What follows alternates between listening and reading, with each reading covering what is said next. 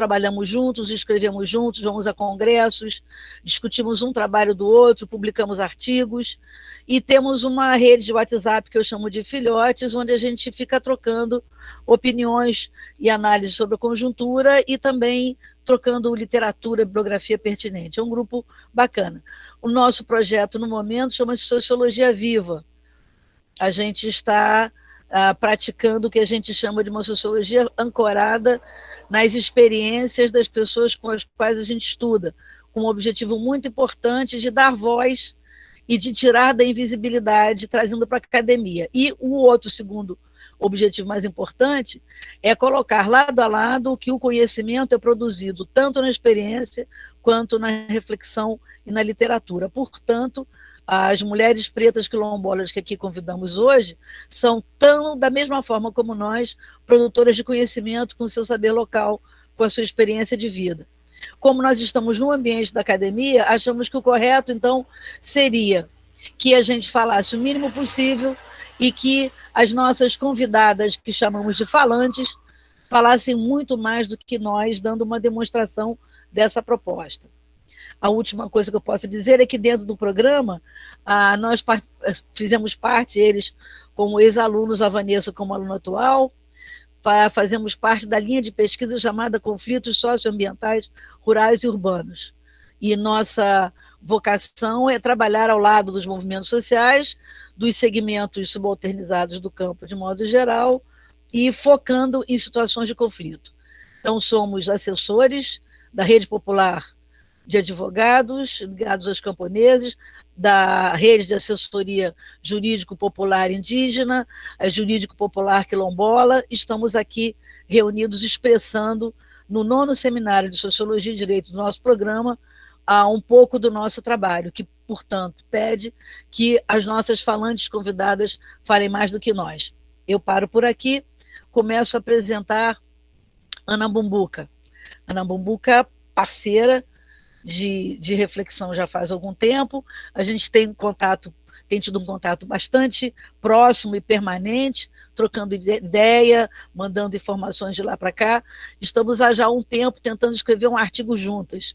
Acho que a gente vai conseguir chegar lá. Eu tive que dar uma parada pelo excesso de trabalho remoto, né, digital, que está acometendo a universidade pública no momento. Mas é uma mulher extraordinária, que eu não vou falar mais nada sobre ela. Ela é do Parque do Jalapão, eu esqueci de trazer o mapa dela. Ela é do Parque do Jalapão, dentro tem mais de um quilombo, e eu vou deixar que ela coloque a sua história. O nosso acordo é que vocês falem sobre o que é o bem viver, para que as pessoas saibam que a experiência de vida de vocês reproduz a vida material e imaterial, de um modo que é alternativo a essa maneira competitiva, consumista, que o capitalismo está trazendo, e que é opressora na relação do homem com o homem e do homem com a natureza. Com a palavra, minha convidada, Ana Bumbuca. Olá, Ana.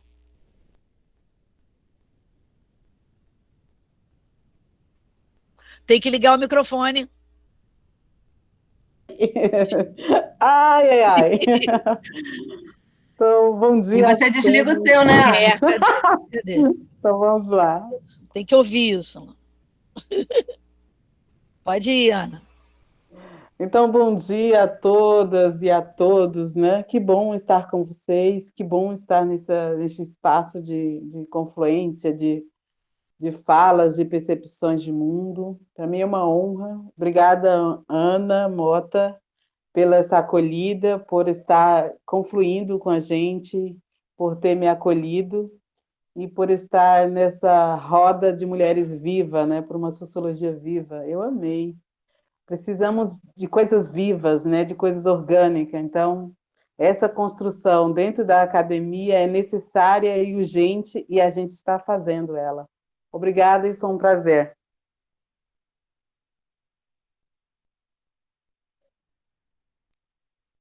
Ana, a fala é toda sua, pode continuar. Ah, tá. Então já pode fazer a edição? Pode fazer. Eu queria conhecer as outras. Vamos lá. Você quer? Então, a gente pode pedir que cada uma se apresente rápido, depois a gente... Tá bom, tem razão. Eu gosto disso, a gente tá sente bom. melhor. Tá bom, tem razão. Selma, você pode se apresentar, querida? Eu gostaria de apresentar a Selma. Pronto. Gente, Aqui é subversão, sociologia viva na veia. Isso mesmo. Adoro contradição e conflito. Mas eu preciso dizer para vocês que a Selma Dealdina, além dessa mulher incrível que vocês podem ver, ela é do Quilombo do Angelim 3, no território do Sapê Norte, que fica no Espírito Santo, entre ali os municípios de Conceição da Barra e São Mateus. Ela é secretária executiva da CONAC. A CONAC é a Coordenação Nacional de Articulação das Mulheres das Comunidades Negras, Rurais e Quilombolas, fundada em 96. Uma organização nacional que articula quilombos do Brasil inteiro. Ela é bacharel em serviço social e autora e organizadora de diversas obras, de diversos artigos, mas entre eles eu destaco 2. Há uma recém-publicação pioneira, inédita, que traz o relato e a narrativa do protagonismo das mulheres negras, então constituída uma obra constituída por mulheres negras quilombolas, territórios de existências negras femininas. Parece que o Manel já está com ele ali na mão. Eu também fiz a minha encomenda, só que agora eu sou uma nômade, então eu não sei se está na Mota, se está na casa da minha mãe, se foi para Goiás, mas não Bora, sei. Érica, bora.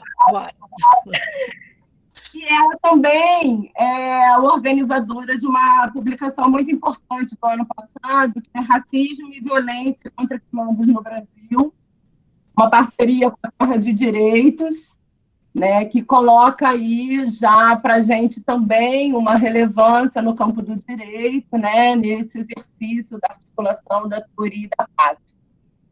Então, no campo do direito. Então, a Selma Dealdina vai poder trazer para a gente hoje um pouco da experiência das mulheres do quilombo, né, do território do Sapê Norte. Claro que vai ter que dar uma palhinha sobre essa obra maravilhosa que acabou de sair, que certamente traz os relatos concretos das mulheres autoras das suas próprias narrativas, sobre isso que a gente busca discutir, né? Que a Ana colocou aqui no campo dessa sociologia viva, né? De trazer as condições materiais e imateriais nos seus modos de vida e de resistência. E aí pensar, né, a resistência como esse processo contínuo, né? Que traz a história da luta da comunidade, que se ressignifica, e aí traz o resultado final dessa mulher incrível que vocês vão ter a oportunidade de ouvir. Tá bom? Selma?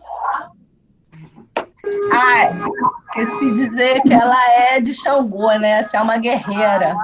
Essa mulher traz a espada de Xangô, o machado de Xangô na mão, nas 2 mãos. Bora lá, Selma. Bom dia, querida. Bom dia. Quero agradecer a todos e todos. Em nome da professora Érica, quero agradecer o convite.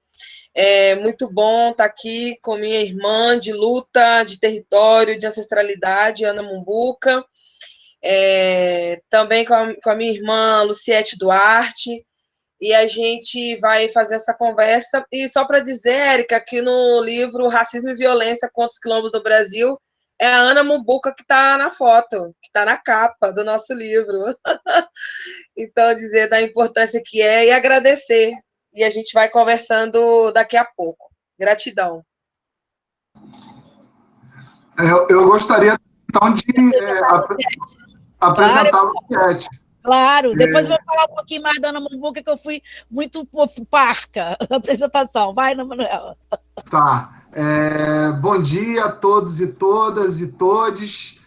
Para mim é sempre uma alegria voltar ao PPG-SD, mais ainda nessa iniciativa de trazer a voz das mulheres quilombolas para dentro da universidade, que elas já estão na universidade, né? Trazer mais uma vez num debate importante, necessário. Eu queria apresentar a Luciete Duarte. A Luciete, ela é licenciada em História, professora de História, historiadora, e é bacharel em Direito também. Ela se formou no curso de Direito da UFES com a gente, e ela tem uma atuação. Luciete é do Quilombo Subaé, no município de Antônio Cardoso, que é o município, de acordo com os dados do IBGE, com a maior população negra do Brasil, né? Então, Luciete, ela vem desenvolvendo uma militância dentro do município, na Bahia e em Feira de Santana, que é maravilhoso poder acompanhar como companheiro de luta de Luciete. Eu fui professor da Luciete, orientador de trabalho de conclusão de curso, mas Luciete, ela já veio pronta, né? Então a gente só vai acompanhando e participando dessas lutas que ela vem empreendendo.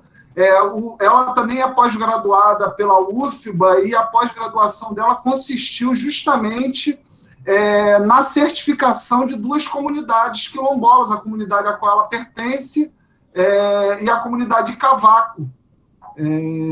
Então, Luciete, ela já vem mobilizando os recursos da academia hoje para fazer a luta quilombola, para conseguir acesso ao território, às políticas públicas, fazendo os enfrentamentos tanto dentro do judiciário quanto nas instâncias administrativas. Então, acompanhar essa vivência que Luciete produz na sua luta cotidiana, né, uma luta que usa o conhecimento a partir da academia, mas também o conhecimento dessa ancestralidade, dessa construção coletiva do movimento quilombola. Para mim tem sido um privilégio. Eu só aprendo com Luciete, e a gente vai construindo as nossas estratégias no que eu posso ajudar, no que ela pode me ajudar. Então, Luciete, essa mulher de força, essa pessoa que vem construindo o seu caminho na peixeira, né, Luciete? Porque nada é fácil, tudo que ela conquistou foi com muita, muita luta, e acompanhar essa luta para a gente é um privilégio, é uma oportunidade de construir também a luta dos movimentos quilombolas aqui na Bahia. E aí a gente vai construindo junto. Para mim é uma grande honra estar aqui hoje com essa minha irmã, Érica Macedo, de Observatório Fundiário Fluminense, com a Ana Mota. Eu queria agradecer e aí passar a palavra para a Luciete, para ela se apresentar, fazer essas considerações iniciais, que eu estou realmente muito emocionado de estar aqui nessa mesa hoje. Bora, Luciete, se você puder, pode falar.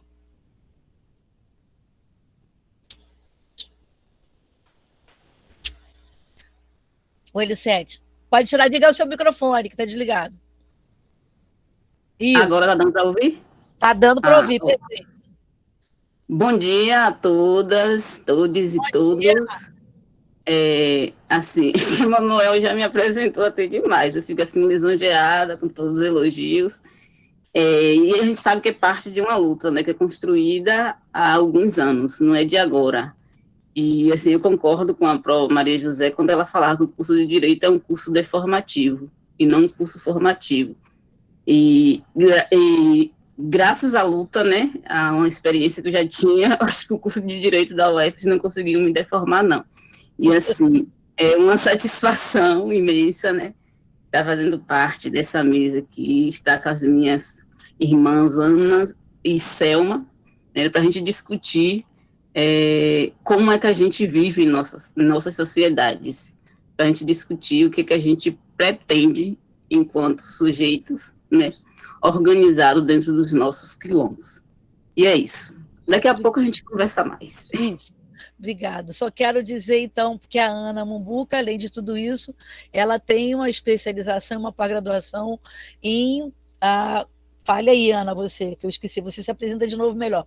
Enfim, mas que a Ana, quando eu conheci, ela estava num seminário, num congresso, do qual eu participei, e eu fiquei estarrecida, tive que pegar ela pela mão e conversar no final, porque ela me deu uma versão quilombola do significado de alguns animais. O tema geral deste seminário aqui, o nono seminário do PGSD, é sobre os humanos e os inumanos. A primeira pessoa que me ocorreu foi a Ana, minha amiga, minha parceira, vamos escrever esse artigo sem dúvida, mas ela me contou a história do burro, me contou a história do macaco, que eu mudei completamente minha perspectiva, então, e vi como a gente tem a aprender com essas pessoas. Também estou muito emocionada. Bem-vindas, mulheres pretas quilombolas. Ana, vamos lá. Obrigada, professora Ana. É emocionante mesmo. Obrigada por me acolher naquele seminário, né, naquele congresso, e a gente trocou bastante, conversamos bastante, estamos confluindo até agora. Agradeço muito a Luciete, não conhecia, e saber e ouvir a sua trajetória me inspira, e entender que nós somos dessa trajetória de defesa, trajetória de luta. Selminha, você sabe que eu te amo, tenho minha admiração profunda por você, pelo que a gente vem construindo, pela sinceridade das nossas construções, das nossas trajetórias que se juntam e estamos na luta. E é isso, querida Ana Mota. Obrigada por compartilhar esse espaço com a gente e deixar que as nossas vozes sejam ecoadas, né, nesse espaço acadêmico, nesse espaço junto aos seus filhotes, como você diz, né, e junto a outras pessoas. Eu trago a experiência de trajetórias, né? Então, nesse momento, eu não estou falando apenas como uma pessoa que saiu do Quilombo, né?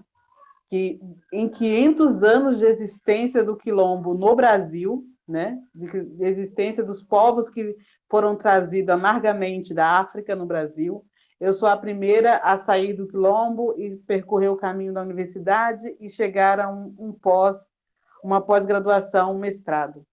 Isso não é mérito, isso é vergonhoso até, né? Como em 500 anos, né, de existência, só este momento, só nessa geração minha que nós conseguimos fazer isso, é por incompetência da gente, é por sermos insuficientes ou não inteligentes, e, ao contrário, é por sermos submetidos a uma lógica de subalternização dos nossos corpos, dos nossos conhecimentos e de tudo que a gente tem de poderoso, né? Eu costumo dizer que, na nossa cosmologia existencial de quilombo, de quilombista, de mulher quilombola, eu sou o início da Laurina, né? Pensando na metáfora e no jeito compartilhado que o Antônio Bispo do Santo vem dizendo para a gente, que somos começo, meio e começo. Então, a minha comunidade tiveram 6 gerações, então eu sou o começo da primeira geração no território do Jalapão. Eu sou o começo de Laurina. Laurina é uma mulher indígena que estava aqui e que recebeu este contato com os negros vindo do território nordestino, né? Então, sendo o começo da Laurina, é muita responsabilidade, pois a Laurina não estava nos livros, a filha dela, Guardina, não estava no livro, a neta dela, Jacinta, não estava no livro, a bisneta, Laurina, não estava nos livros, a descendente de Laurina, que é Laurentina, que é a minha avó, não estava nos livros, e a minha mãe, Merina, não estar nos livros, a não ser que eu coloque. E para mim e para nós não faz nenhuma diferença estar no livro, porque a nossa forma de contato com a Laurina, em gerações, é uma forma circular, horizontal, orgânica. Ou seja, os nossos livros são os livros das memórias do saber, do viver, do sentir elas, mesmo não estando aqui neste plano. Então, eu consigo comunicar com a Laurina sem mesmo ter contato com alguém que teve contato com ela. Olha que poderoso nós somos. Olha que forte nós somos. Então, é essa fortaleza que a todo dia tenta nos subalternizar, todos os instantes nos coloca na condição de inferiorizada pela essa potência de raiz de mulher que somos, né? Então, trazendo e compartilhando com vocês, eu gostaria muito que vocês olhassem o horário e me avisassem de alguma forma para mim não ultrapassar os minutos indicados aqui. Então, nós somos mulheres de vida quilombo, de vida de defesas, né? De vidas que conseguem. Olha só, eu sou do Jalapão, que fica no leste de Tocantins. A Laurina, né, que é a terceira da geração, conseguiu olhar no campo do capim, nas veredas do Cerrado, e perceber esse brilho dourado, e desse brilho dourado transformar, olha só, em matéria-prima tão bela, que é o capim dourado, que é a união aqui de um saber ancestral, que é a união também da lida com o fogo e com a água, com o capim dourado e com o buriti. Essa confluência foi pensada e arquitetada por uma mulher, pela Laurina, pela minha bisavó. Então, nós somos a geração que consegue fazer da natureza esse objeto que hoje nos dá a capacidade de usufruir da natureza e ganhar o nosso pão, a nossa renda e ser auto-independente. Então, são legados que a Laurina deixou para a gente, né? E aí, toda vez que eu penso na Laurina, eu penso no que a tia disse para a gente. Eu perguntei para ela, tia, quem quando pensa na Laurina, o que a senhora pensa? O que a senhora tem a dizer para a sua avó? Ela falou, olha, toda vez que eu tomo café, eu sinto o cheirinho da minha avó. Então, toda vez também agora que eu tomo café, eu sinto o cheirinho da Laurina, porque para nós, o que é orgânico, o que é belo, o bem viver, é feito a partir dos sentidos. Sem sentidos, por isso que hoje a academia está vazia, e eu gosto muito quando a professora fala que vocês são um grupo afetivo. A academia não tem afetividade, a academia tem disputa, a academia tem competição. Então, nós somos ao contrário, nós estamos para mostrar à academia e ao universo que nós somos povos de sentido e de sentimento, do sentir o estar nos lugares que estamos, né? E esse sentido é um sentido da trajetória coletiva, uma trajetória compartilhada. Não tem nenhum sentido eu estar aqui falando de uma trajetória pessoal, porque o que é pessoal, né? Não significaria nada. Quem sou eu pessoalmente? Quem sou eu individualmente, se não fosse o quilombo, se não fosse as mulheres, se não fosse a força que essas mulheres, as muitas mulheres têm, né? Então, eu sinto honrada neste momento, não de representar, mas de apresentar qual a trajetória compartilhada que estamos vivendo e construindo, né?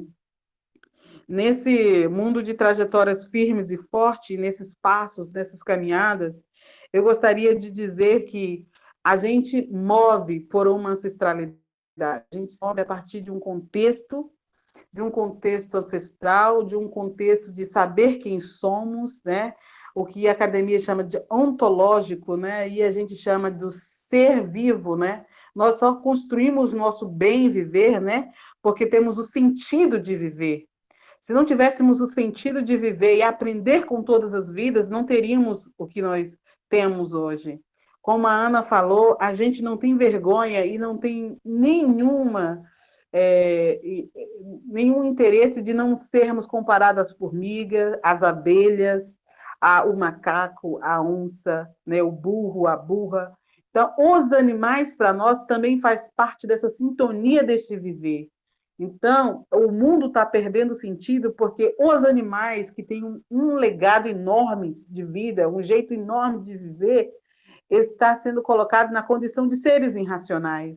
Então, quando eu penso a abelha como seres irracionais, eu estou subalternizando a abelha e superiorizando o nosso jeito de ser. Está aí onde a sociedade humana está se desvaindo, está se degradando, autodestruindo, porque estão se caracterizando como seres superiores, dentro dessa perspectiva colonialista de domínio, né? E por isso, eu costumo dizer, e a gente está afirmando, que só construímos o bem viver que estamos construindo em todos os quilombos, porque somos povos contra-coloniais, ou seja, não aceitamos ser dominados, e não temos interesse nenhum de dominar nada, e temos nosso interesse, estamos construindo de viver, e viver em festa. Como costuma dizer o Nego Bispo, somos o povo da festa. Sabemos festejar na guerra, né? Olha quantas mazelas são impostas a nós, mesmo assim a gente consegue sorrir, mesmo assim a gente consegue acordar e olhar o sol e sentir a vibração da vida. O mundo precisa sentir essa vibração da vida, esse sentido do viver precisa parar de ser apenas a partir de uma superficialidade e entender que é necessário vibrar com essa vida, com esse respirar, com todos os elementos que fazem parte desse universo. Né? Para finalizar essa intervenção, eu gostaria de dizer que só existe bem viver se a pessoa entender que esse viver depende de muitas e muitas vidas, para além das vidas humanas. E é isso um pouco do que eu vim trazer e compartilhar com vocês, e estou ansiosa para ouvir as outras mulheres aí que estão aqui para compartilhar este momento. Obrigada ao programa, obrigada à universidade, obrigada a vocês por estar nos escutando. A gente tem tempo ainda, não tem, Vanessa? Temos sim, ela usou 8 minutos. Então, Ana, eu acho que você pode contar para a gente a história do burro, que seu pai era amansador de burro, e a história do macaco e a história da abelha, o que você quiser. Mas dá tempo de você contar. Tá bom, eu costumo não querer ser muito enfadonha, entendeu? Falar. Então, por favor, não me deixa passar o tempo. Mas o que acontece, pessoal? O quilombo, né, especialmente o quilombo do Mumbuca e outros quilombos, assim, que eu conheço alguns, né, porque cada quilombo é um quilombo. Não adianta querermos unificar os quilombos a ponto de dizer, todos os quilombos são iguais. Não existe todo quilombos iguais. Existem quilombos diversos, e dentro dessa diversidade, dentro da diversidade do próprio quilombo, né, o quilombo Mumbuca tem vários quilombos, várias forma de organizar, de ver o mundo, de sentir o mundo, né? Então, o que a gente vem muito conversando muito com o pai e com a nossa perspectiva, nós temos um grupo de pesquisa, né? De pesquisadoras do Quilombo. E esse grupo de pesquisa é muito interessante, que são um grupo de meninas que foram para a academia, que não foram para a academia, que estamos lendo as teses que já pesquisaram sobre nós, estamos fazendo os nossos dossiês sobre cada tese, o que pode ser aproveitado, o que não pode, o que aquela tese prejudicou a gente nesse constatamento. E ao decorrer esse negócio, a gente conversa com os mais velhos. E aí, justamente, o pai, ele diz muito assim, ele é um grande mestre das defesas, como diz o Nego Bispo.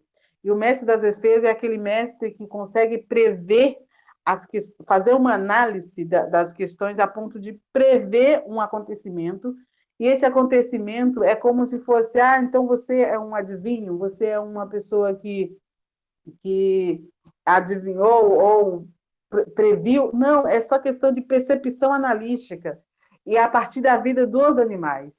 Um dia a minha irmã Núbia estava na cidade estudando ensino médio, e a professora falou e discriminou, dizendo que era da roça, povo isso, aquilo. São povos burros, geralmente quem é da fazenda tem os povos burros e tal. E quando ela chegou em casa, ela compartilhou com o pai esse sentimento. E a gente é filha o pai é um domador de cavalo, um domador de burro. Então, sempre que o pai pegava animais para amansar na região, a gente era quem testava os animais para saber se aquele burro estava manso ou não quando o dono chegava para buscar. E aí o pai falou para a Núbia assim, minha filha, faça festa, quando te chama de burra é porque você é inteligente. O burro, eu sou amansador de burro, eu nunca consegui amansar um burro. O burro sempre deixa a gente apenas montar. Uma hora ou outra, o burro nos joga no chão. E quem é domador de burro sabe disso.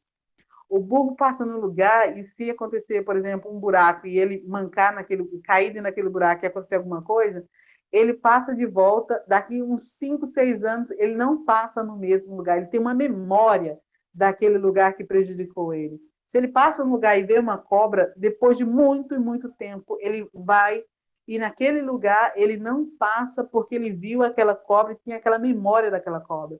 Se o dono pega ele de um formato, ele vai e nunca mais consegue pegar ele do mesmo jeito. Ou seja, o burro não consegue ser domado, ele não aceita ser domado. As pessoas até montam nele, né? As pessoas até usam ele no arado, usa ele no arado, usa ele montando, usa ele de qualquer forma, mas sabendo que uma hora ou outra o burro derruba. E quanto ao macaco, né? O macaco, para nós, enquanto a sociedade aqui fora, né, diz para a gente que o macaco chamar de macaco é ser racista, para nós de Mumbuca, não. Se você chegar hoje, mesmo com impacto, com essa diagnóstico da sociedade, da televisão, da onda de que se chamar de macaco é porque é feio, é porque é ruim e tal. Chegar hoje no quilombo e perguntar, menino, você quer ser macaco ou onça? E sempre vão dizer, eu quero ser macaco. Né? Então, todo mundo tem macaco. E um dia, certamente ano passado, um jornalista, né, um aprendiz, um recém-formado jornalista foi ao meu quilombo. E aí ele ficou hospedado em minha casa, com uma vivência, e aí ele viu os meninos, meus sobrinhos, escalando a árvore tão rápido, né?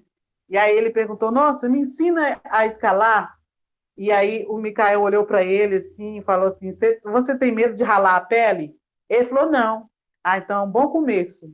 Outra pergunta, e eu só ouvindo ele falar isso com o Matheus, que é o jornalista. Deixa eu te perguntar uma coisa. Primeiro passo para você saber escalar uma árvore, você tem que pensar como macaco. Ou seja, isso é orgânico. A gente não tem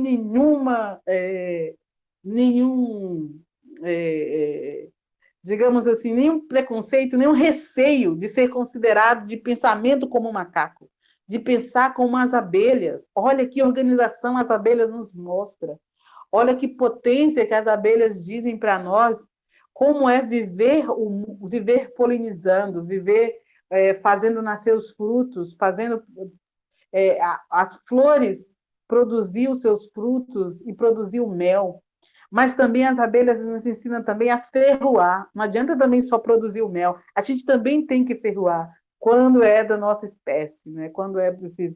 Então, os animais, as abelhas, o macaco, o jacaré, o papagaio.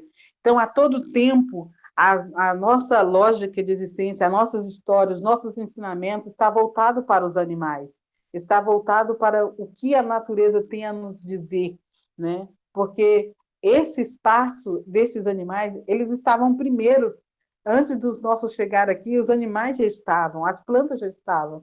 Então, elas têm a nos ensinar. Então, uma planta, por exemplo, o capim-dourado, ou qualquer uma outra planta, elas não são irracionais, ela tem sentido. Não, só quem sabe o sentido de sentir a vida vai nos conhecer de fato. Né? Porque muitas das vezes é muito ruim, né? A gente sente o que os animais sentem, no sentido de tirar de nós a capacidade intelectual de pensamento, de racionalização, né? Quando muitas das vezes, a academia olha para a gente com o sentido de objeto, ou seja, quando você olha para o outro com o sentido de objeto apenas, você tirou dele ali a capacidade intelectual de racionalizar, de pensar, de teorizar, de sistematizar.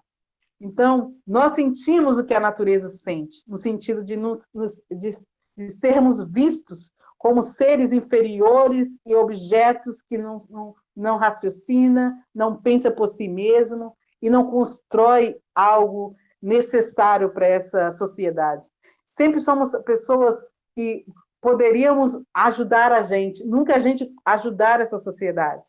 Então, chegou o momento da sociedade parar e pensar que o viver faz parte de um sentido, e é um sentido que estão acabando com algo muito precioso, que é o sentir a vida, é o estar na vida, é o respeitar as vivências, respeitar outras vidas, não só humanas, né? Mas é nesse sentido que eu trago. E aí o quilombo sabe compartilhar, os quilombos, né? Sabe compartilhar com os animais, com as formigas, sabe apreciar o voo de um passarinho e aprender com ele, sabe olhar a caminhada de uma formiga e dizer, e essa formiga me inspira, né? Essa abelha me inspira, essa borboleta me inspira, essa lagarta me inspira. Então, vidas de sentido. Para ter bem viver, precisa ter vida de sentido, e o sentido de estar vivendo em continuidade, trajetória ancestral. E é isso. Obrigada, pessoal. Obrigada, Ana Mumbuca, querida, muito obrigada. Na sequência que a gente tinha pensado era a Luciete agora. Tudo bem, Emanuel? Chamando Luciete aí. Já apresentei, acho que agora é com o Luciete. É verdade, Oi, gente. Desculpa, porque toda hora eu tô tendo que desligar a câmera, porque eu tô aqui com um rolo de papel higiênico do lado, tentando conter ainda o sangramento. Mas fico grata. Bem, quando o professor Emanuel, né, me convidou para apresentar um pouco, né, sobre a minha trajetória enquanto mulher preta, quilombola e rural, nessa mesa redonda, eu fiquei encucada com o tema negra, mulher preta, quilombola raiz. Depois vocês podem me responder isso, que eu estou sem compreender muito, entendeu? Pensando, as demais são que Nutella? Eu quero que, como tiver faltando 5 minutos, me avisem, por favor, viu? Bem, na minha apresentação, o professor Manuel já falou perfeitamente, né, sobre a minha trajetória de luta, mas quando eu começo, geralmente, as minhas apresentações falando sobre o conteúdo mesmo, eu gosto de invocar as minhas ancestrais, matrilinear. E aí, geralmente, eu me apresento falando meu nome, quem são essas mulheres, até a geração que eu conheço. Eu sou a 4ª geração delas. Luciete Duarte Araújo, sou eu, filha de Margarida dos Anjos Duarte, neta de Joselita Rafael dos Anjos, bisneta de Maria Vitalina Marcelo dos Santos e trineta de Maria Emiliana Marcelo dos Santos. Só por aí daria uma tese de direito, né, pensando sobre o direito civil, né, o direito ao nome e o direito ao sobrenome.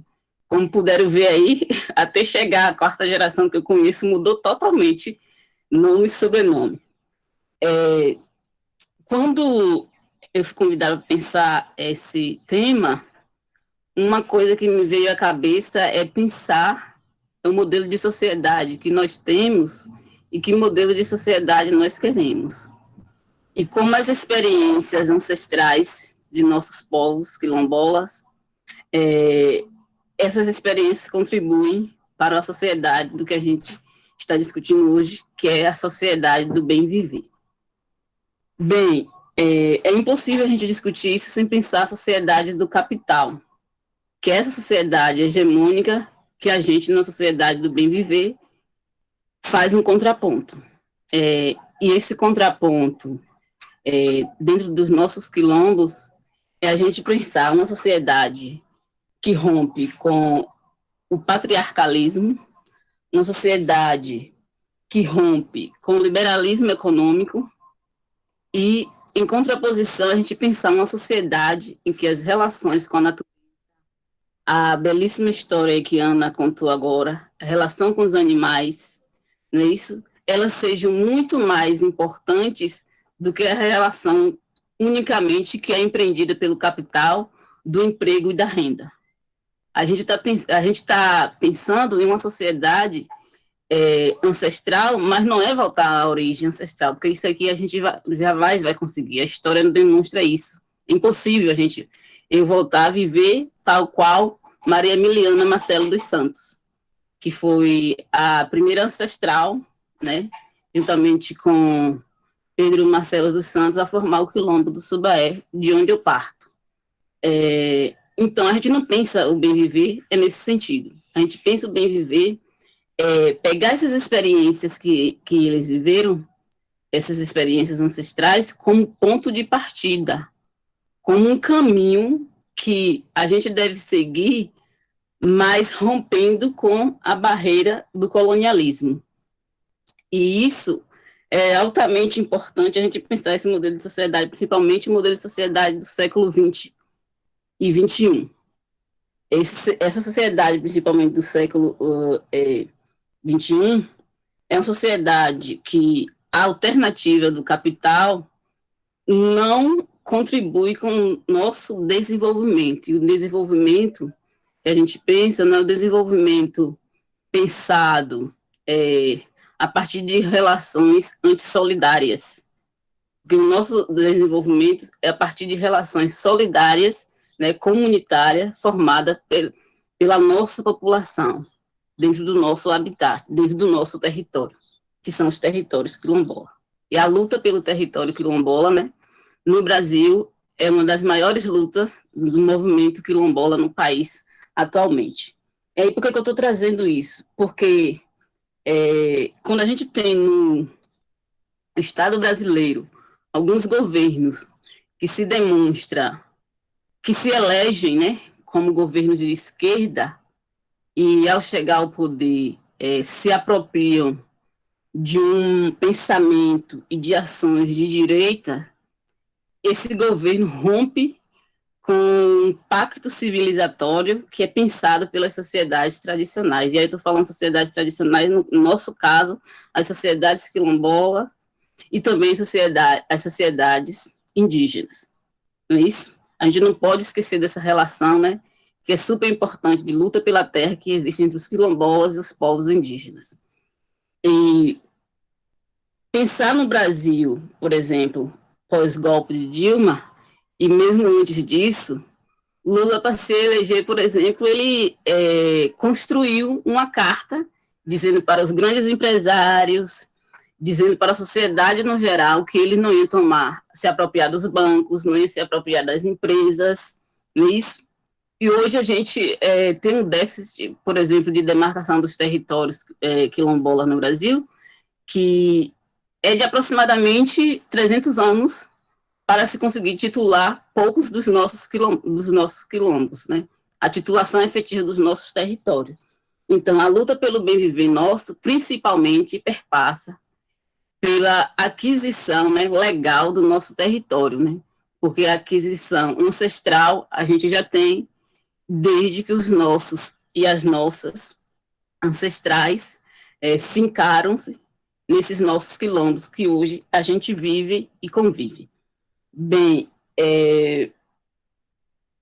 dentro da percepção do que é o bem viver hoje, nós, nas sociedades quilombolas, principalmente as sociedades negras, nós trabalhamos o bem viver com a perspectiva do Ubuntu, que é pensar que eu sou porque nós somos. Eu existo porque uma ancestralidade preta, quilombola e rural existiu antes de mim. Isso é pensar o bem viver. Não esquecer de sujeitos, indivíduos que deram seus sangues, né, que engendraram a luta para que hoje a gente pudesse estar dentro da universidade, como a Ana bem lembrou. Eu também conto, Ana, que eu sou a primeira da minha família, tanto da família matrilinear quanto da família patrilinear, a adentrar numa universidade pública gratuita de qualidade, a fazer um curso elitista, como o curso de Direito, que ainda é de brancos, e eu percebi muito bem que o curso de Direito, mesmo a UF, uma universidade interiorana, é ainda uma universidade marcada pela exclusão. É um curso, por exemplo, de Direito na UF, que adoece a gente que não está acostumado com esse modelo de sociedade, do capital, do individualismo, não é isso? De colegas que se apropriam do seu conhecimento para se beneficiar, mas que em determinado momento te deixa de lado, te exclui de alguns trabalhos em equipe. Então, esse é o modelo de sociedade que a gente vem rompendo. E a universidade é um espaço, como bem a Ana lembrou, de disputa. E esse espaço não foi criado por nós. Ainda que seja necessário estarmos dentro desses espaços para nos apropriarmos desse conhecimento que eles produzem sobre nós, porque é muito mais aceitável por essa sociedade do capital, que quilombolas sejam estudadas por pessoas não quilombolas. mas que quilombolas e indígenas que queiram estudar suas origens, suas lutas, suas trajetórias, eles não são bem aceitos dentro do universo acadêmico. Então, esse espaço também é um espaço que é de formação e de deformação. Então, a luta pelo bem viver nosso também perpassa, como disse o próprio bispo, a gente criar as nossas teorias, a gente criar as nossas próprias concepções de sociedade, de indivíduos, de sujeitos que a gente quer ser, rompendo com esse modelo de sociedade capitalista e também não pensando pura ou simplesmente esse modelo de sociedade socialista ou comunista que tem. Porque também esse modelo de sociedade socialista e comunista que temos na atualidade não foi pensado para nós. Aliás, essa ideia de quilombo, né, que vem lá desde o continente africano e na afrodiáspora, tem suas raízes ainda na primeira metade do século XVI. Em momento algum foi pensado pelo Estado colonial português que a gente estivesse dentro desse projeto de sociedade do capital na condição de pessoas que pudesse se impuser, mas na condição de pessoas subalternizadas, né, subjugadas. Foi isso que os nossos ancestrais perpassou. Uma outra coisa que a gente tem nas nossas experiências nesse projeto de sociedade que rompe com a sociedade capital é pensar uma matriz comunitária para tudo que a gente faz. E aí, essa matriz comunitária, ela se manifesta na política, na cultura, na educação, principalmente. Ela se manifesta, ainda que a gente tenha um modelo de educação, que é um modelo de educação que ainda é colonial.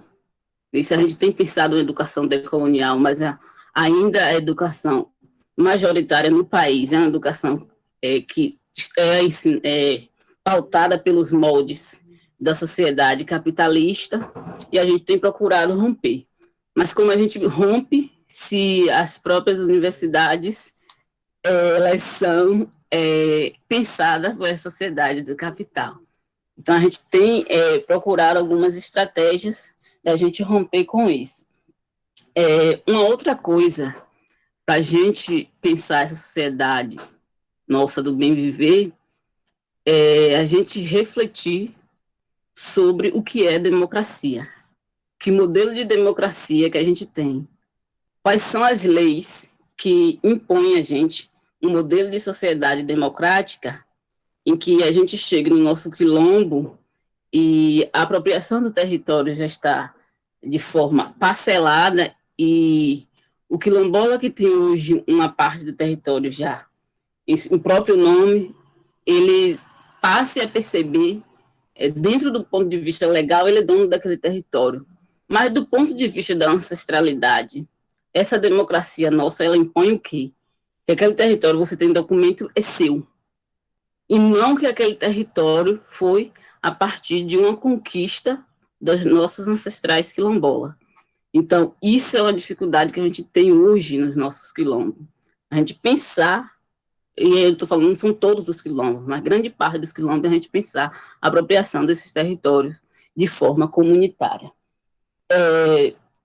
Uma outra coisa que eu quero pensar, apresentar, né, para a gente talvez ter uma nova discussão, que a sociedade que a gente pensa do bem viver, ela se pauta principalmente pela cidadania, e aí fala cidadania, o exercício da cidadania mesmo, a militância, a gente se impor aos modelos de gestões, né, que existem nos nossos municípios, nos nossos estados e no nosso país, e também se pauta pela conquista dos chamados direitos humanos. E aí eu acho que isso é o grande pano de fundo das nossas lutas. Porque quando a nossa Constituição é uma Constituição chamada cidadã, né, mas que defende a propriedade privada. mas que defende o agronegócio, por exemplo, e que até o Brasil, por exemplo, não cumpre a função social, entendeu? Então, pensar os direitos humanos está para além do que é defeso na nossa Constituição. E, assim, essa sociedade que a gente pensa, que é baseada no reconhecimento da diversidade cultural, social, ecológica, e por que não dizer na diversidade política, e aí algumas pessoas se contrapõem entre direita e esquerda. Eu sou negro, eu sou quilombola, mas eu acho que a gente tem que pensar e repensar. Entre direita e esquerda, eu sou uma esquerda realista. É pensar que, ainda que a esquerda que atue no Brasil seja uma esquerda que tenha posturas voltadas ao centro-direito, à centro-direita, mas é essa esquerda que a gente conseguiu, por exemplo, cotas nas universidades, essa esquerda que a gente conseguiu cotas em concurso público, é essa esquerda que a gente ainda tem uma perspectiva de mudar. E aí mudar a esquerda significa a gente tomar pé do que vem acontecendo no nosso país. E porque os discursos de direita são discursos extremamente racistas, né, antissexistas, misóginos, são discursos que se contrapõem ao que a gente pensa, às nossas articulações. Eu acho que é isso, por enquanto. Acho que eu tomei parte do tempo. Eu teria mais algumas coisas para falar, mas como o tempo é rapidinho, né? Você vai ter tempo de voltar sim. Érica chamando Selma. Selma, vamos lá? Prazer em te ouvir. Selma Deodina está aí? Sim. A gente não está. Agora estou te vendo. Pronto. A fala é sua.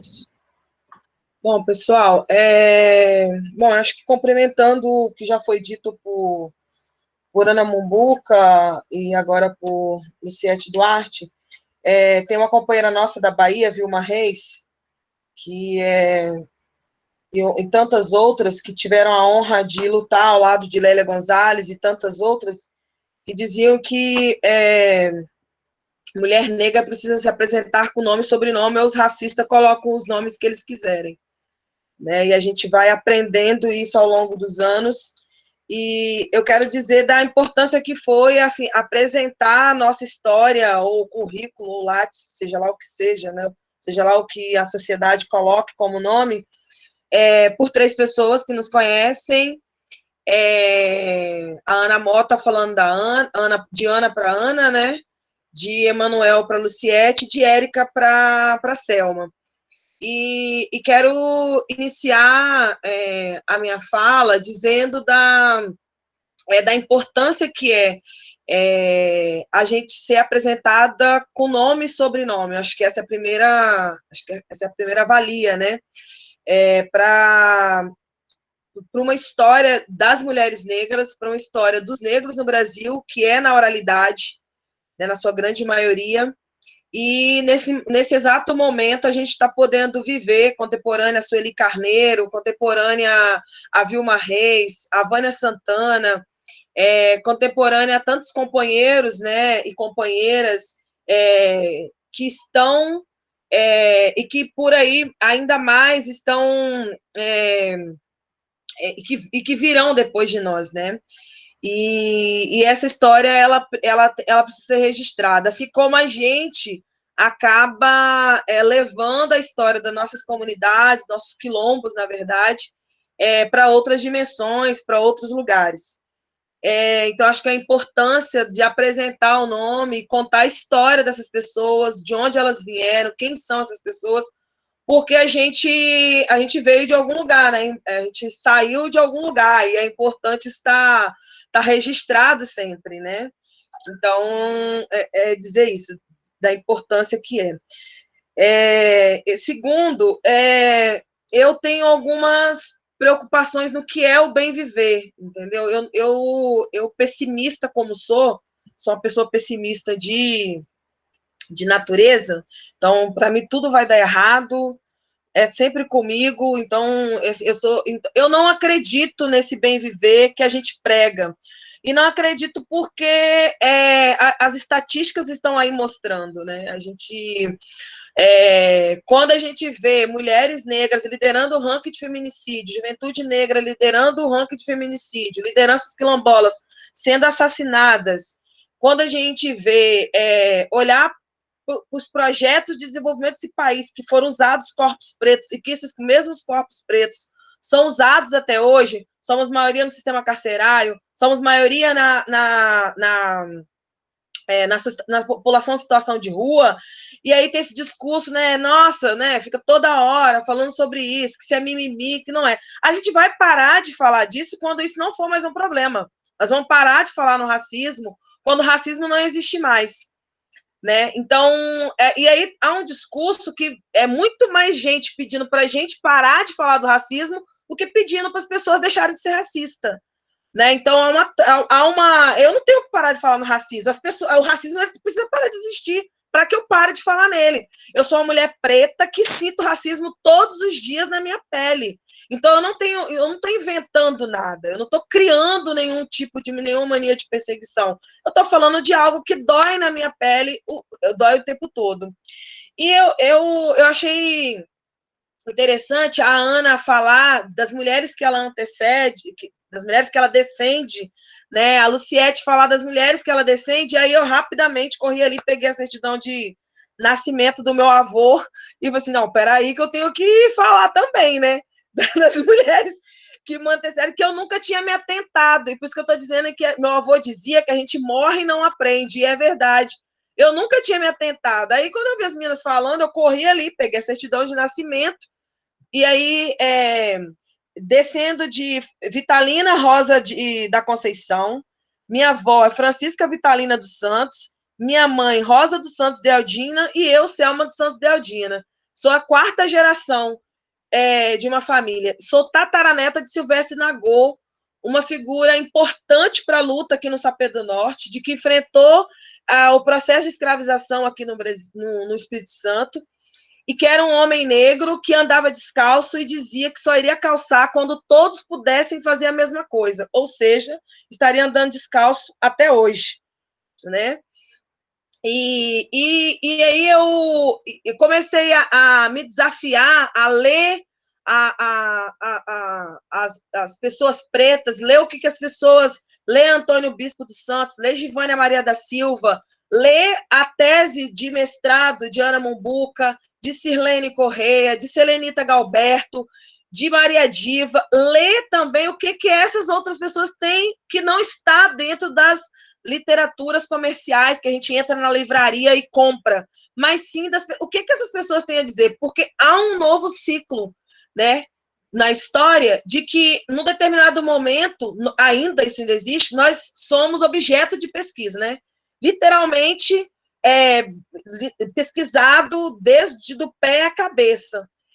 Quando há uma mudança, quando a pesquisa começa ela mesma querer fazer a pesquisa de si própria, aí há uma controvérsia por aqueles e aquelas que sempre fizeram isso e acham que por a gente talvez não estar na academia, isso não é legítimo. Mas aí eu fico me perguntando, o meu avô, Hernani Feliciano dos Santos, contava todas as histórias, ele era brincante, era instrumento de cabula, que é uma religião de matriz africana aqui na minha região, e ele contava história. Meu avô era um homem analfabeto, não sabia ler nem escrever.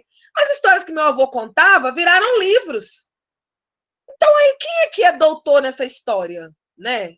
É o meu avô que contava história para alguém da academia que veio, fez o livro e virou doutor, ou o meu avô que é o doutor notório do saber, né? Então, o que me difere do meu avô? Por que eu não posso citar o meu avô no meu doutorado? Por que meu avô não pode ser fonte de estudo? Por que eu não posso citar Ana Mumbuca, independente da Ana ter ou não livro publicado?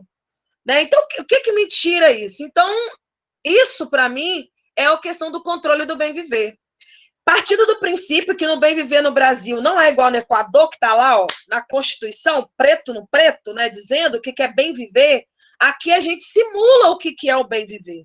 Para mim, bem viver é ter um prato de comida daqui a pouco, né? Que eu sou uma pessoa diabética, daqui a pouco eu preciso comer. Para mim, bem viver é isso. E aí não é papo de gordo, não, é porque eu preciso comer, né? Agora, talvez bem viver para minha tia, que tem 5 filhos, que cria os filhos sozinha, é mãe solo, o bem viver dela é ter os filhos todos bem encaminhados, como o nosso povo fala na roça, né? Os filhos todos bem encaminhados. O bem viver para minha vizinha, talvez é ter um copo de água. O bem viver, e aí cada um vai construindo o seu modo de bem viver. Eu tenho muita preocupação nesses pacotes que colocam a gente, né? Então, é óbvio, eu estou falando aqui do território São Pedro do Norte, de um município que chama São Mateus, o segundo município mais preto do estado do Espírito Santo, o 5º município mais antigo do país. Nós temos 476 anos. Um município que só elegeu um prefeito negro em toda a sua história e que nunca elegeu uma vereadora negra na sua história. Estou falando de um município onde todo mundo aqui é moreno. Então, esses dias eu fui no supermercado e o cara me perguntou, e aí, morena, vai levar o frango? Eu disse, não sou morena e você também não, porque você é preta. Ele olhou para mim com o olho desse tamanho. Aí meu irmão falou bem assim, bom, acho que ele não sabia que era preta. Eu disse, agora ele sabe, porque eu disse para ele que ele é. E todo município de que a maioria preta, eu estou falando de mais de 70% da população, você não vê na Câmara de Vereadores, você não vê trabalhando nos bancos públicos ou privados, você não vê gerente das lojas, você não vê nos espaços nas secretarias do município, você não vê essas pessoas nesses espaços. Então, para as pessoas que têm dificuldade de entender o que é bem viver, se tem ou não tem racismo, é simples. Entra na sua agência bancária e olhe para quantos caixas negros estão lá. Entre no restaurante e veja quantas pessoas negras estão sentadas comendo. Se você, pessoa branca, não se incomodar com isso, aí eu não sei o que a gente vai fazer mais com ninguém mais nessa vida. Porque é isso que precisa fazer, é o incômodo. É eu chegar no restaurante e olhar e não perceber. E não me ver naquele espaço. Ou quando a gente entra no restaurante, fica todo mundo olhando das duas uma, né? Ou vai assaltar ou não tem dinheiro para poder comer. Né? Isso não é piada, isso é a realidade, né? Quantas de nós aqui, mulheres pretas, estou falando porque tem um grupo de mulheres pretas aqui significativo, viajou sozinha num voo, né? É simples, é perceber de como é que essas narrativas. Quando a gente traz para e as comunidades, os quilombos, para dizer assim, tem comunidade que fica muito coisa de igreja católica, mas os quilombos, eles são, nós não somos segregados. Não existe uma bolha, uma linha do tempo que você vai passar e vai lá, não. Nos quilombos, as mulheres estudam, tá aí a Ana, que tem mestrado, vai fazer doutorado, tem Givânia, que está fazendo doutorado, nós temos médicas, temos psicólogas, temos também quem optou não ir para a academia, mas que cuida que põe alimento saudável na mesa, que vai para a feira, que cria os filhos, que é coveira, é parteira, é bezendeira, é garrafeira, faz artesanato, né? Nós somos muito diversas. Né? Então, uma linha não funciona para todas. Então, dentro do quilombo, nós temos pessoas boas, pessoas não boas, tem uns primos que a gente quer matar, nós temos primos que a gente ama, né? Nós temos o time de futebol, que é a maior organização dentro dos quilombos, porque você tira tudo da comunidade, menos time de futebol. Eles têm de caixa, eles têm dinheiro, eles jogam a hora que eles querem, eles mudam o horário da missa, do culto, time de futebol. Tem mesa de sinuca, tem porco lá, tem a galinha que tá aqui, tá colar, que as galinhas se misturam, você não sabe mais quem é de quem, porque a galinha cisca em todo o quintal. Eu sempre digo que galinha é o bicho mais livre que tem. Você nunca sabe de quem que é, aí acaba cometendo alguns enganos, como a galinha do vizinho, né? E por aí vai. Nosso modo de viver é esse, não tem nada assim, né? Como é que e aí nós estamos em locais lindos. Lindos, lindos, lindos. Não existe nenhum território feio nos quilombos. São todos lugares lindos. São tão lindos que são cobiçados. São cobiçados pela mineração, são cobiçados pelo agronegócio, é cobiçado pela especulação imobiliária. Nós estamos falando de um mundo de 6.330 quilombos no Brasil, em 24 estados. Obrigado, Vanessa. Em 24 estados, em todos os biomas.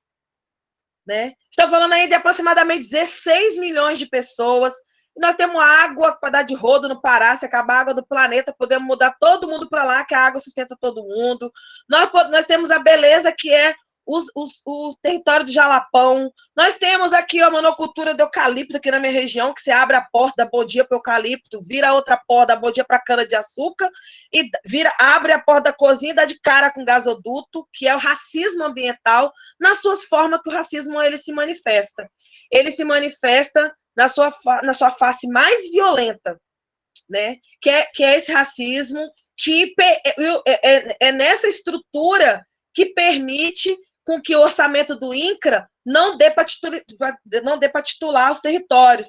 É esse racismo que coloca dentro da pauta agrária a bancada ruralista, que são inimigos mortais da pauta agrária no Brasil. Ou vocês acham que o presidente colocou lá porque ele esqueceu que Naban Garcia que comandava a UDR, responsável por vários assassinatos de lideranças na luta pela terra no Brasil, que Tereza Cristina é que mais liberou agrotóxicos. A gente lê os diários oficial, é cada agrotóxico que nenhum planeta consome, mas que o Brasil está comprando. Não é, né? Não é. A gente está assistindo agora, a gente assistiu a vitória da Nova Zelândia, assistiu na Bolívia, o que as mulheres do Chile fez foi incrível. Estamos assistindo agora aí, né, esse negócio dos Estados Unidos, um passa, outro ultrapassa, outro volta. E não estamos prestando, talvez, atenção nas eleições municipais, que são as eleições mais perigosas que a gente tem, porque é ela que alimenta o presidente da República e Companhia Limitada. Então, eu acho que a nossa luta, os quilombos, eles não diferem de nada, não tem nada, que aí um dia chegou uma figura aqui e disse, oh, meu Deus, elas usam maquiagem. Eu, sim, a gente usa Mary Kay, assim, a gente usa da mais cara, né? A gente usa Mary Kay. Por que eu, quilombola, não posso usar Mary Kay? Por que eu não posso usar um salto?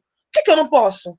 Não, porque está naquele apego do estereótipo de que quilombo é lugar de miséria, né? Não, gente, quilombo não é lugar de miséria. Não é lugar de miséria. Quilombo é lugar de fartura, porque se você chega na casa agora, que não tem o que comer, a pessoa corre ali no córrego, desde que o córrego ainda tenha água, né? Se o eucalipto não secou, vai lá, me pega um peixe, cozinha, amassa aqueles tomatinhos que nascem igual praga no nosso quintal e faz a comida e você vai comer, né? Então, é disso que nós estamos falando. Então, o quilombo é lugar de fartura, é lugar de resistência.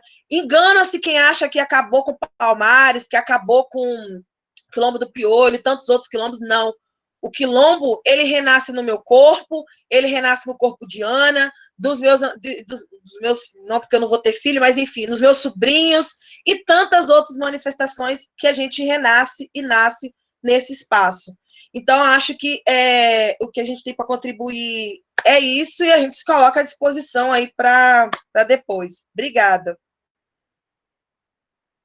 Uau. Salve, mulheres! Mulheres pretas de quilombo, ensinando para a gente. Bom, eu vou falar o mais rápido que eu puder, pouquinhas partes. Primeiro, eu acho que a gente vai chamar um debate para quem quiser falar, mas eu quero chamar a atenção de pequeninas coisas. Eu vou pedir para Emanuel e Érica serem tão econômicos como eu. Primeiro, que vocês ouviram falas de autonomia.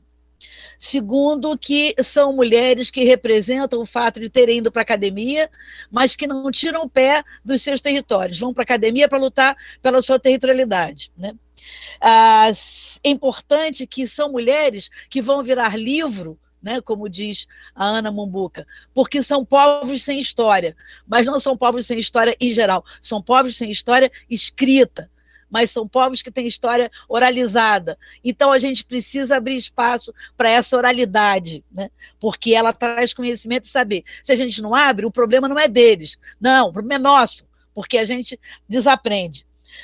Lembrar que, quando a Luciete me pergunta por que raiz, Luciete, eu te agradeço ter me incomodado, porque eu não sei por quê, fui eu que botei raiz, eu achei que raiz era um adjetivo bom, que dizia coisa boa, que estava enraizado, que estava ali, uma palavra que eu uso sempre para coisas boas, porque eu penso em árvore, eu gosto de árvore, moro no meio do mato. Mas, enfim, faça você o que quiser com essa palavra raiz, se quiser tirar ela. Por último, eu quero agradecer, que eu não posso falar muito, que eu estou ficando já novamente emocionada. Está lindíssima essa mesa. ela está um absurdo de extraordinária. Espero que a gente tenha conseguido abrir corações e mentes, porque é muito o que vocês estão oferecendo. E a mim, principalmente, uma grande lição que eu estou aprendendo sempre, aos poucos, toda vez que eu entro em contato com indígenas, com populações tradicionais, com quilombolas. É aprender a falar menos e ouvir mais, porque isso produz a melhor sociologia possível desse país. Por favor, Emanuel e Érica. Bom, eu também estou até agora aqui impactado com as 3 falas e emocionado. Eu vou fazer um diálogo com o Luciete, né, a parte que me cabe.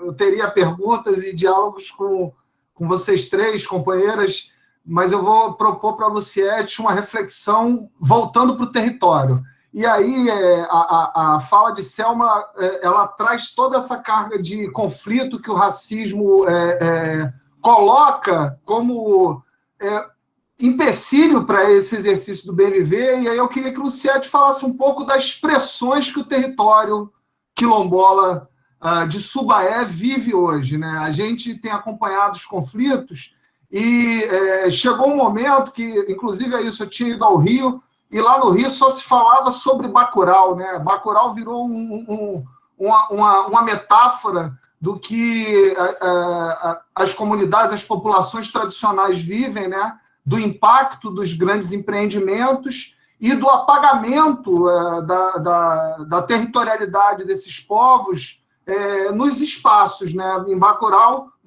some do mapa.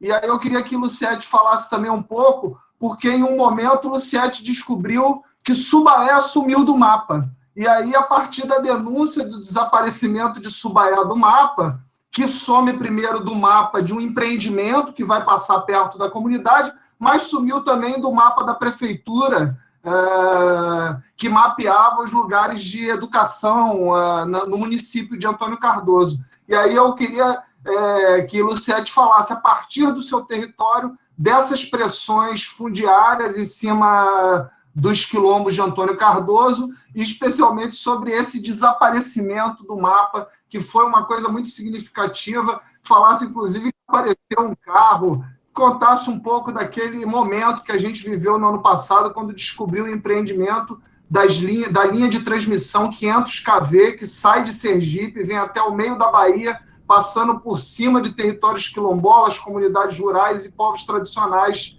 de Sergipe e Bahia. Obrigada, Emanuel. Érica? Bom, primeiro, agradecer a potência dessa mesa, agradecer a nossa matriarca maior, Ana Mota, por poder propiciar esse espaço para a gente. Enquanto egressos desse programa, nós sabemos a importância que ele tem nesse processo de disputa do conhecimento, de dar voz e dar espaço aos verdadeiros protagonistas, né, do conhecimento. Eu acho que estou muito feliz e muito emocionada de estar aqui.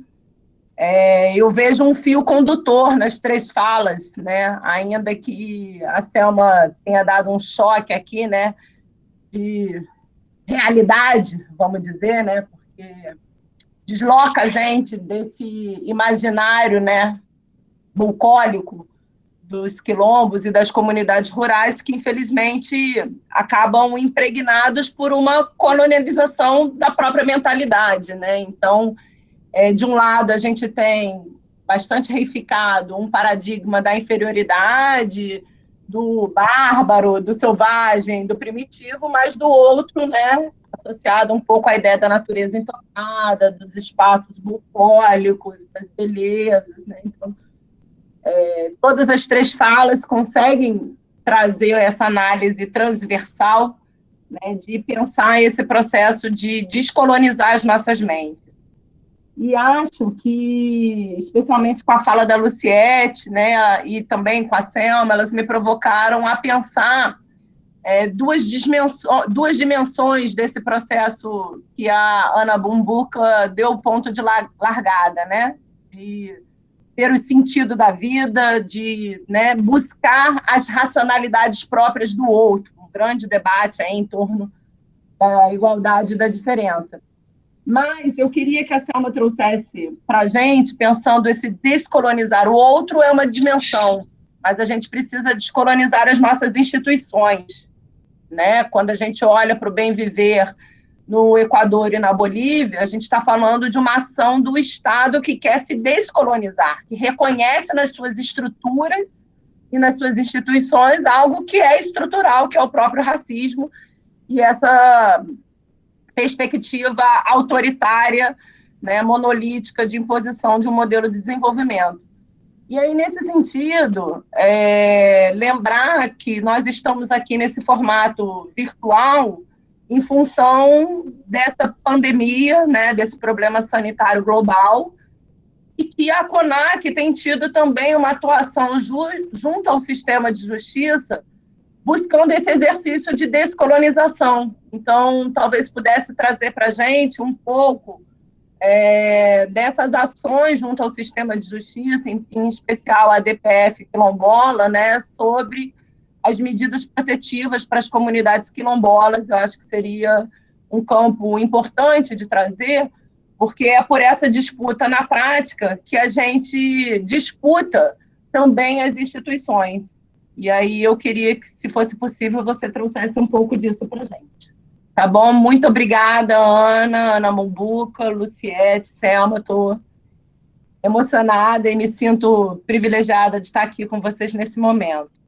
E, por fim, registrar aqui a presença da nossa turma Fidel Castro. Vi aqui várias pessoas da turma acompanhando a atividade, Adriano, Rosângela, Marisa, alguns nomes que aparecem aqui da segunda turma de Direito para beneficiários da reforma agrária e agricultores familiares, tá? Obrigada, gente, foi maravilhoso. Muito obrigada mesmo. Então, vamos lá, eu tenho uma questão que eu acabei não colocando para a Ana Mombuca. Eu quero pedir que ela conte um pouco do sofrimento. Ela contou da coisa significativa que é ser quilombola, mas eu sei que o agronegócio a gente tem uma sigla chamada Matopiba, que é Mato Grosso, Piauí, Bahia, né? Que tem o avanço das fronteiras do agronegócio de maneira grosseira e terrível, opressora sobre os quilombolas e sobre todas as territorialidades que ela vai encontrando. A Ana tem vários relatos sobre essa entrada absurda do agronegócio em cima dos territórios. Eu pedi que ela falasse. E para dar abertura, eu vou propor a vocês que a gente fizesse agora uma mudança de ordem. Se vocês topassem, a gente começaria com a Selma, passaria para a Luciete e depois a gente fecharia com a Ana Mombuca. Eu tinha pensado inicialmente em botar um filme da Vandana Shiva, que eu acho que é uma mulher do terceiro mundo, que fala sobre a importância da vida.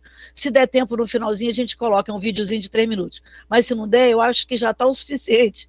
Estou mais do que bem representada e satisfeita com as reflexões de hoje. E tomar do meu coração de coisas boas e bonitas. Ana, me desculpe pela insurgência novamente. Adoro insurgência. Mas eu queria sugerir de abrir e deixá-las falarem ao final, porque talvez tenham outras pessoas aqui acompanhando a atividade interessadas em colocar questões. Boa, pode ser. A gente só tem que guardar o tempo da fala delas, porque a gente está apertadinho. Isso. 2 horas. Vanessa, você pode controlar isso?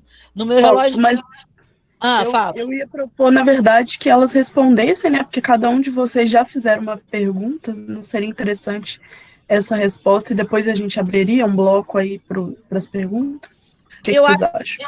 O tempo que a gente tem é o suficiente para elas falarem e alguém falar um pouquinho.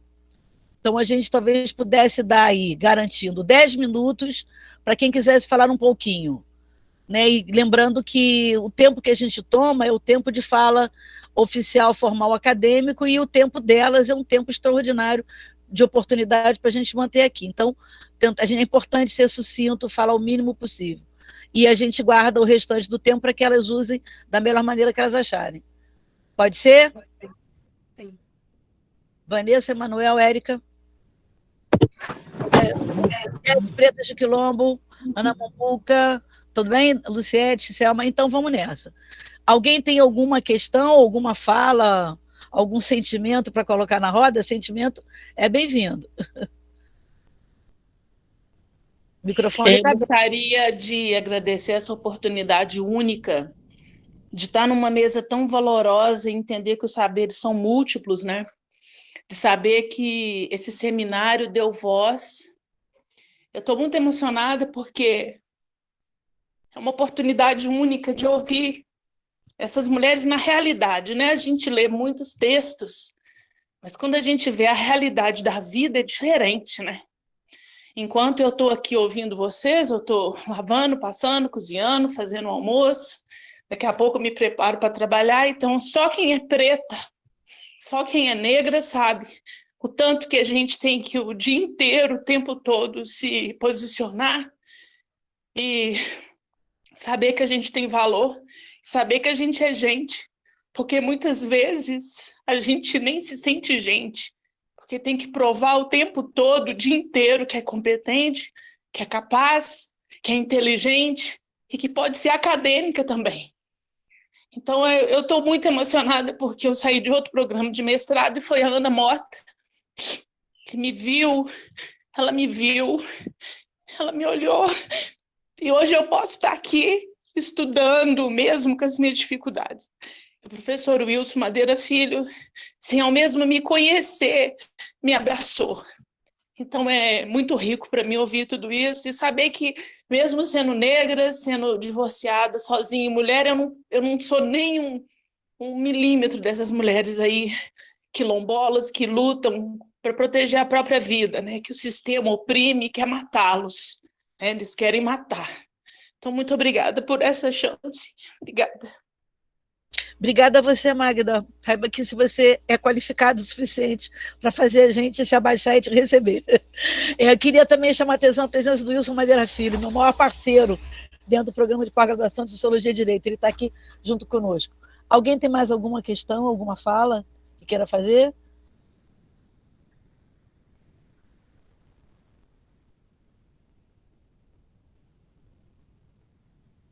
Sei que estou vendo negros e negras aqui presentes. Não querem partilhar?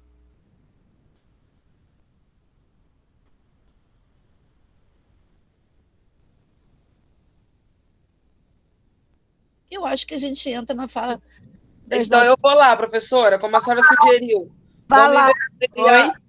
A lógica. Vai lá, Valéria. Bom, primeiro, Mara, é impossível não começar falando da tua fala, assim, nós ficamos 25 horas para... nós lutamos 25 horas, né, porque a gente faz hora extra, para sobreviver dentro desse estado racista. Então, a nossa luta, nós estamos juntas, a nossa luta é a mesma. Independente de que espaço a gente estiver, porque eu parto do princípio que toda mulher preta é um quilombo, né? Ela é um quilombo por tudo que o quilombo representa para nós, na nossa ancestralidade, nossa resistência, resiliência e tudo mais. E você imagina, Mara, o que a gente poderia produzir ainda mais se a gente não tivesse que estar literalmente com um olho na raposa e outro na galinha, assim, sabe? Para sobreviver nisso, né? Diante de todo esse sistema, de tudo isso que é imposto, são colocados vários obstáculos, né? E a gente tem que estar lá ultrapassando esse obstáculo. Eu, como sou muito fã de esportes, tem uma frase do Lewis Hamilton que ele diz que ele tem que fazer tudo 3 vezes, ele tem que conferir a equipe dele 3 vezes, pneu 3 vezes, e ele, depois que todo mundo vai embora, ele continua na pista, porque ele precisa provar 3 vezes que ele é bom no que ele está fazendo. Então, isso é para ele que está lá, um homem preto com privilégio, é para você que está aqui, é para nós que estamos aqui, então não é diferente, porque o que nos une é a cor da nossa pele, né? Isso, e é o que também nos torna pessoas diferentes dentro das nossas diferenças, né? A gente tem muito disso. Bom, Érica, eu acho muito complicado a gente ter que, os quilombolas ter que entrar na justiça, ter que abrir qualquer coisa judicial para fazer com que o Estado brasileiro cumpra o que ele tem que cumprir, né? É muito complicado isso. Então, se a gente vem de 1888 com a falsa abolição, anos antes criaram a lei de terras para dificultar a vida do povo preto a ter acesso à terra nesse país, enquanto facilitou para alguns, dificultou para a gente. Se a gente olha a Constituição Federal, que é de 1988, ou seja, ela tem pouco mais de 30 anos. Se a gente vem de uma retomada, né, óbvio, com todas as críticas, que não são poucas, que a gente tem no governo, que a gente achava que era nosso, que nunca foi, ou cada vez mais a gente fica mais consciente disso, mas as lutas políticas, elas começam a vir partindo do governo do presidente Lula, que não fez nada porque é bonzinho, e sim porque nós exigimos que fizesse. Não foi dado nada, nenhum decreto, nenhuma portaria, nenhuma secretaria, nenhum ministério foi criado porque Lula é bonzinho. Muito pelo contrário. É muita treta, é muito pau interno para conseguir fazer com que tudo funcionasse. Então, a gente está falando de 2003. Mas, ao mesmo tempo, a gente tem que fazer a divisão do que é política de Estado e o que é política de governo. Política de governo, um entra, desfaz, ou desfaz. Tanto é que Bolsonaro extinguiu 35 conselhos, ele sucateou tudo e ficou por isso mesmo, porque é política de governo, não é política de Estado. E a pauta quilombola, ela está atrelada ao Estado brasileiro. Ela está atrelada, não tem nada, assim, para titular um território, precisa que o governo brasileiro libere recurso. Para não, o governo brasileiro decide se vai botar mais de 800 famílias fora de um território, porque ele insistiu que ali vai ser lançado um raio de um foguete que está acima da linha do Equador, que a gente fica olhando para cima, não vê linha nenhuma ali para passar, né, e tudo mais. Mas é o que a gente tem. É o que a gente tem agora, exato, eu estava, antes de entrar aqui, estava na reunião com o Rio dos Macacos. Por quê? Porque o abençoado foi me fazer uma curva, encostou na cerca da Marinha, a Marinha foi lá e quebrou a cerca todinha, prendeu o cara, e o cara não tem nem direito à fiança. Então, é disso que nós estamos falando. Então, assim, é tudo a legalidade para colocar o que é ilegal em funcionamento, ele é muito óbvio. Olha o que está falando, né? Desde ontem não se fala em outra coisa do que o estupro culposo, né? Ou seja, o cara estuprou por legítima defesa, né? Ele estuprou por legítima defesa, ele estuprou porque ele não tinha intenção de estuprar, né? E aí tem esse pacto que a gente está falando, que é o pacto da branquitude, da sociedade machista, da sociedade misógina, que tem esse pacto para se manter nesses espaços. Então, assim, para os quilombolas, a gente teve uma vitória em 2018, depois de 14 anos arrastando a DI 3239, para dizer que o decreto 4887 era constitucional, né? E aí a gente luta, e aí nós agora corremos o risco de Bolsonaro fazer uma nova leitura, né? Que já tem um texto pronto, que ele não publicou, não sei, talvez ele presenteie a população negra no 20 de novembro com esse novo decreto, que quem leu diz que é uma desgraça, é um desastre dos quilombos, porque ele quer partir do princípio que vai reconhecer somente os territórios titulados. Nós estamos falando de pouco mais de 170 territórios titulados, enquanto nós temos mais de 6.000 que não foram nem certificados pela Fundação Cultural Palmares, porque transformou a Fundação Cultural Palmares no que transformou. Eu não vou entrar no mérito, porque eu me recuso a bater em pessoa preta, mesmo sendo alguns pretos. Então, eu estou treinando para fazer isso, mas coloco uma pessoa naquele espaço que é a pessoa que vai reproduzir todos os discursos racistas da direita. A direita não tem coragem de falar, ou tem coragem para falar, mas é melhor sair da boca de uma pessoa preta, para botar nós contra nós, né? Para dizer que aí justificar que nós não somos unidos e tudo mais. Então, eu acho que tem tudo. Seria tudo mais tranquilo se cumprisse o que está na Constituição Federal, né? O mínimo, né? Então, o que está lá não vale. Vale para quem? Quem são os corpos que vale o que está lá? Então, a gente vem... Agora, recentemente, em setembro, nós entramos com a DPF quilombola. Eu nunca sei dizer o que é a sigla, mas acho que é a arguição de alguma coisa, descumprimento de outra coisa lá, que a gente pega esse texto do povo jurídico e traduz para o português, porque ninguém consegue entender isso que o povo fala.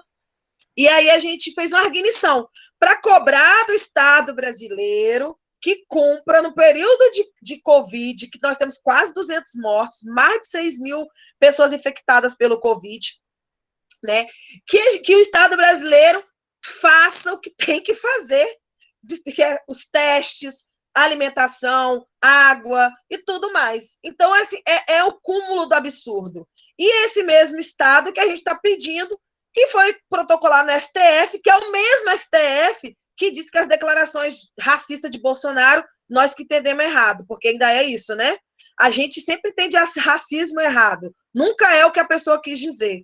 Então, está lá no STF, né? Então, a gente está vendo, a gente está assistindo a Constituição ser queimada, nós estamos assistindo os direitos sendo retirados, nós estamos assistindo tudo à luz do dia e sem nenhuma mobilização, sem nada, né? Tá tudo, acho que tá tudo ótimo, né? Não tem, tá tudo maravilhoso. Então, acho que é isso. Para encerrar, eu acho que já deve ter passado o meu tempo, eu quero aqui citar uma questão que nós estamos falando em bem viver, em cuidar, não sei. Eu não sei, e aí quero demonstrar isso aqui em público, eu não sei quando a Érica entrou na minha vida, assim, mas eu acho que a Érica entrou na minha vida através de um presente que dei para o filho dela, para o Cauã. E aí, acho que é muito... A gente nunca se viu na vida, e algumas situações nos colocaram uma na vida da outra. E quero dizer, Érica, acho que toda dor e todo desamor tem uma coisa boa, e acho que a minha amizade e você na minha vida tem sido isso. Obrigada por tudo, gratidão, e muito bom tê-la na minha vida, e agradecer a quem colocou, aos orixás que colocou você na minha vida. Dizer que é muito bom estar aqui com vocês, e é sempre uma gratidão, e a gente troca. Sou eu que agradeço, sua maravilhosa. Minha irmã, axé. Obrigada, Selma, axé para você também. Luciete, vamos? A gente vai avisar quando tiver acabado pelo chat. Acabando o tempo. Vamos lá, então. Emanuel pede para eu falar um pouco sobre a trajetória do Subaé, né, principalmente no que tange a apropriação do território quilombola por grandes projetos.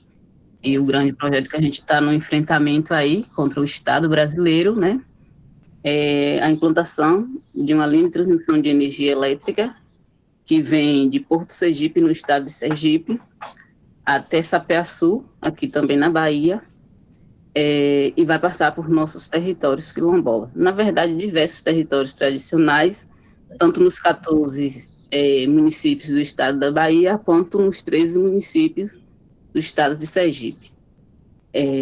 Bem, essa trajetória, primeiro que Subaé, ela se forma, uma comunidade quilombola que se forma já no final do século XIX, início do século XX, da passagem da mão de obra escravizada para a mão de obra supostamente assalariada, ou o sistema de rendeiros que a gente conhece aqui na região, que era uma nova escravidão, um novo processo escravocrata. E quando eu fiz o meu projeto da especialização, que culminou na certificação da minha comunidade como comunidade quilombola, e também a comunidade de Santo Antônio, como comunidade quilombola, que são, na verdade, são 5 comunidades quilombolas aqui no município. Em 2018 foi Subaé, né, e 2019 Santo Antônio, mas as outras 3 foram no ano de 2010. E nenhuma delas tem a titulação do território. Na verdade, o estado da Bahia é muito carente em titulação de territórios. Pelas contas que eu fiz, vai levar aproximadamente 1.500 anos para titular os territórios do estado da Bahia. Só 300 e pouco territórios num contingente de mais de 811 comunidades quilombolas. Bem, a história de Subaé, que é controversa porque esse projeto da linha de transmissão de energia elétrica, né, que a empresa Sterlite Power ganhou um dos lotes, na verdade são vários lotes dessa linha de transmissão de energia elétrica, que aqui no Brasil ela é conhecida como empresa São Francisco S.A., eu tomei conhecimento desse empreendimento que estava chegando ao município, foi no ano de 2019 já, no final do mês de julho. E aí eu fiquei altamente preocupada, né, porque 3 das comunidades quilombolas estavam inseridas num plano de trabalho da empresa que estava fazendo o estudo socioambiental, né, que de socioambiental não tinha nada, e as nossas comunidades, no caso Santo Antônio e Subaé, ficaram de fora, inclusive Subaé, que será a mais impactada das comunidades quilombolas, do trajeto que a gente tem, o suposto trajeto, que a gente não tem ainda o trajeto original da linha. A comunidade, o riacho da comunidade, fica a menos de 300 metros de onde estão as placas da linha de transmissão de energia elétrica. E pelo estudo técnico realizado, num raio de até 5 quilômetros de distância, consegue causar interferências tanto na saúde das pessoas, quanto na flora e na fauna da região, e também em eletrodomésticos, transmissão de operadoras de celular, não é isso? Internet. Então, essa situação do quilombo do Subaé na atualidade. E aí, quando a gente começou esse processo de mobilização, que inicialmente foi por mim, em 2019, a gente fez audiência pública, a gente fez diversas reuniões, né? O GT Conflitos Socioambientais, que tanto Emanuel quanto eu fazemos parte, a gente visitou a comunidade, não só a comunidade de Subaé, como outras comunidades, mas Subaé pela importância da trajetória e principalmente porque será a comunidade mais prejudicada por esse empreendimento. Aí acabamos descobrindo que Subaé não constava em um mapa do município, e a justificativa do gestor público e do secretário municipal da educação é que aquele mapa era um mapa escolar. Só que é uma justificativa que cai por terra, porque outras comunidades que não tinham escolas não estavam no mapa. E Subaé não tem escola, nem de ensino fundamental, nem de ensino médio. Então, a gente fez uma reunião, houve representante tanto do GT, Emanuel estava lá, a professora Maria José, que está assistindo aqui, a nossa transmissão também estava, e o gestor público, no caso o prefeito, se fez presente na reunião, o secretário municipal de educação, com essas justificativas. E teve um embate, inclusive, comigo, né, nesse sentido, a minha militância, para além de eu ser funcionária pública, a minha militância, ela transcende ao funcionalismo público, porque eu nasci disso, né, eu estou desde 2004 na militância, eu comecei antes do funcionalismo público, e assim, o meu lugar, o meu espaço, eu luto com unhas e dentes, e eu não vou deixar indivíduos, né, que têm uma visão conturbada do que eu sou, né, e que se apropria de disse-me-disse, para tentar fazer com que a comunidade entendesse que era eu que estava colocando a comunidade contra o gestor público. E aí foi altamente problemático.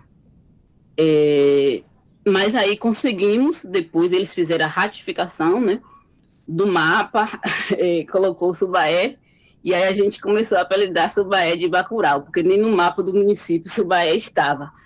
E, assim, também entramos em contato com o IBGE, né, porque o IBGE tinha a proposta aqui no estado da Bahia, não sei se nos demais estados, de fazer o mapa dos territórios quilombolas. Alguns territórios quilombolas do estado da Bahia, o IBGE já conseguiu fazer um mapa, mas os nossos ainda não. Da região de Feira de Santana ainda nenhum. E aí, a gente tem tentado, também o geógrafo Henrique tentou fazer a cartografia associada ao lugar, e aí a nossa militância começou de forma mais acirrada, porque até o momento, Subaé não foi ainda inserido nesse plano de trabalho.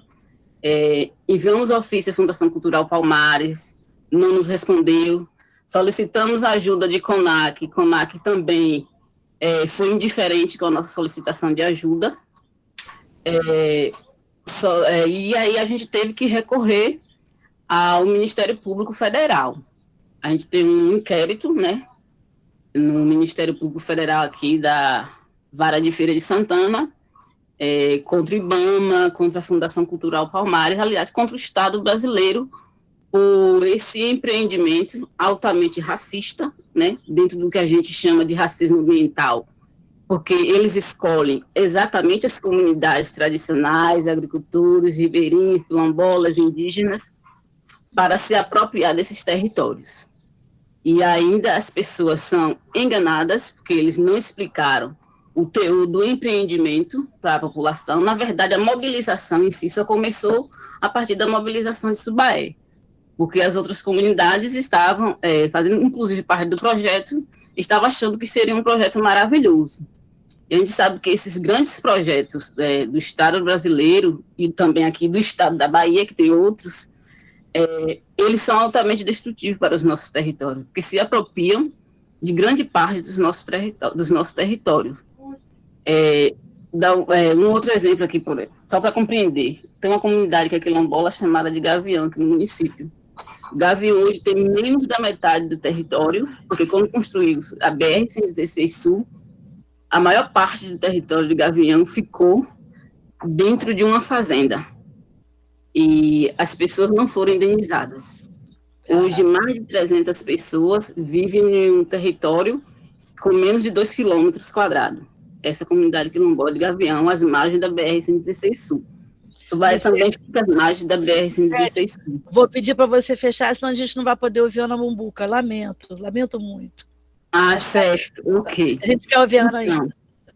De lá para cá, a gente tem empreendido essa luta na militância, principalmente por parte do GT, que o GT é interinstitucional, é o UF, UFBA e IFBA, e as organizações sociais aqui da região de Feira de Santana. Então, nós temos esse grande problema na atualidade, e é isso. Obrigada, Luciete. Ana? Obrigada a todos. Este momento foi muito rico. Estou aqui com as emoções, né, de ouvir tantos depoimentos e tantas falas potentes, né? Meu abraço a todas vocês, a Luciete, a Selma, né, por esse compartilhamento de palavras que nos move, palavras que nos fazem, nos sacode, né, e nos dizem que temos muito o que fazer ainda, né? O que eu acho mais interessante nesse momento é que, geralmente, eu não aceito convite de muitas das lives, né? Fazem muito convite, e eu não aceito qualquer live, porque justamente isso, parece que nós estamos nesse momento de que tudo se resolve a partir de lives, né? Porque eu também me preocupo quem vai ouvir as nossas lives, quem está ouvindo, como está ouvindo, o que vão fazer com o que a gente está falando, sabe? Se a universidade diz que pode nos dar a voz, o que a gente pode dar para a universidade? O que a gente pode dar para essa sociedade? Como a Selma falou, o bem viver, né? Nós temos o bem viver porque nós estamos com sentido, né? O ato de comer faz sentido para a gente. E, nesse sentido, a sociedade não construirá nunca um bem viver se ainda estiver imerso nessa lógica colonialista de um domínio de únicos, de um grupo único, né? A sociedade que nós estamos vivendo é preciso pensar e lutar para não perder a diversidade que temos, porque o ser único é ser pouco. E por isso que os quilombos são diversos, né? Eu gostaria muito de me ater, e a Ana Mota sabe disso, quando ela me pergunta sobre o Mato Piba. Eu sou uma pessoa que sempre lutei, desde os 14 anos, contra as invasões do meu quilombo. Então, com 14 anos, eu fui obrigada a entender esse sistema que queríamos expropriar na criação de um parque estadual do Jalapão, que dizia que nós não poderíamos estar naquele lugar que estamos, resistindo. E, nesse sentido, eu comecei a embarcar nas dores. Assim, eu abraço muito a Selma e a Luciene, no sentido de que, Selma, quando você relata o racismo, você coloca as nossas dores, cara, só eu sei o quanto você sofre para dizer essa dor que a gente sente, a gente já sente essa dor, né? E a gente tem que falar ela, cara, é muito dolorido. Por isso que a minha sobrinha sempre fala assim: tia, eu não assisto filme de preto na escola. Novembro, eu não vou assistir filme de... Porque os pretos sofrem, tia. Nós estamos sofrendo, tia, nos filmes. Então, se a gente sofre nos filmes, sofre nas falas, sofre... Então, eu não consigo dizer... Eu geralmente afasto dessa descrição das dores, dos ataques que fazem sobre nós. Porque eu prefiro transformar as dores em amores. Eu prefiro gozar na dor. Por isso, eu sou burra o suficiente para empacar esse sistema colonialista. Esse sistema que cria o Matopiba, que é um estado trans dentro, um estado à parte para o agronegócio, para matar as vidas dos povos, para matar as vidas da natureza, para matar a vida das águas em prol do dinheiro. Então, sendo burra para empacar esse sistema, dizendo que a gente vai continuar existindo dentro desse sistema, que nos tira do mapa, né? Quando a Luciete falou do tirar do mapa, olha o mapa do Matopiba, não existe nenhum quilombo dentro do mapa do Matopiba, ou seja, nós não somos reconhecidos como impactados dentro desse sistema do agronegócio. E para mim, estando numa cidade pequena como eu estou, e de ir no restaurante e ver o pessoal do Sul, o pessoal que trabalha nesse sistema do agronegócio tirando fotos de mim, né? E saber que eu posso estar falando aqui contigo hoje, com vocês hoje, mas amanhã eu posso não estar mais nesse plano, porque eu estou dia após dia aqui fisicamente e não abro mão de dar continuidade à trajetória de Laurina, de Jacinta, de Guardina, de Laurentina, de Merina e a minha trajetória. Então, muito obrigada. Vamos empacar esse sistema colonialista que dia após dia luta para nos tirar dessa existência plena, dessa existência de sentido. Gratidão a todos vocês, gratidão à universidade, que possamos compartilhar vozes. A gente tem muito a contribuir com a universidade. Por isso, eu fiz o mestrado e fiz o doutorado e vou fazer o doutorado. E não vou fazer qualquer doutorado, porque estar na academia, para mim, é uma defesa. Para meu povo é uma defesa.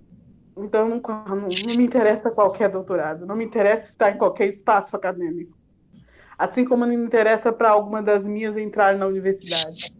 Então, é momento de defesa, é momento de confluenciar, é momento de dizer: estamos dispostas a ser burra o suficiente para empacar este sistema? Não deixar que esse sistema nos molde, mas que a gente confluencia com eles para que existimos, para que compomos esse espaço?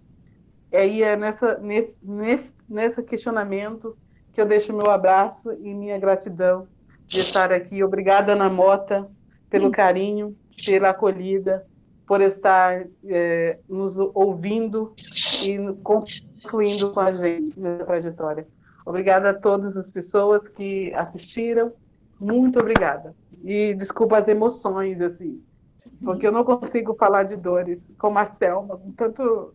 Né? Selma, você é uma potência, né? Não é à toa que você conseguiu organizar as vozes na escrita de tantas mulheres, né? Num livro histórico, né? Então, muito obrigada. Então, difícil fechar essa mesa, mas Mulheres Quilombolas, o livro está na mão do Emanuel. Primeiro, dizer que o Observatório Fundiário Fluminense, que é esse intelectual coletivo e afetivo, tem aqui outros representantes, como Maria José, como a Ana Cláudia Tavares, né? E estamos aqui os três. Vocês não têm ideia do que é estar junto de Emanuel, Érica e Vanessa. Fazendo isso e mostrando que a gente pode ter uma sociologia diferente. Quero agradecer à Universidade Federal Fluminense, ao programa de pós-graduação de Sociologia e Direito, a oportunidade da gente montar essa mesa no 9º Seminário de Sociologia e Direito. Quero agradecer a todos os meus ex-alunos que estão aqui comigo e estão me assistindo. Quero agradecer aos alunos atuais, que são aprendizes de feiticeiro para ser doutores e mestres na academia.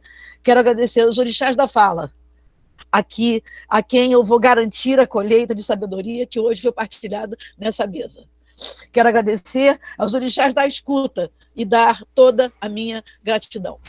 Quero dizer que eu defendo, com a minha vida, o ensino público gratuito de qualidade, por uma universidade autônoma, democrática, socialmente referenciada, a serviço dos subalternizados desse país. E lembro até que estamos em processo eleitoral no Andes. Eu apoio. Chapa 1 do Andes, votem. Não se esqueçam de votar. Uhul! Obrigada a vocês, mulheres. Não vamos perder o contato, não vamos soltar nossas mãos. A gente segue. Obrigada a todo mundo. Um abraço.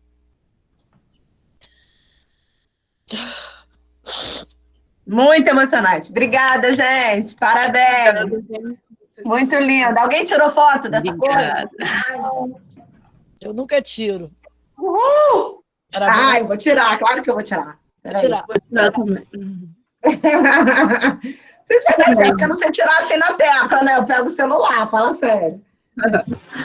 Vocês sabem fazer isso?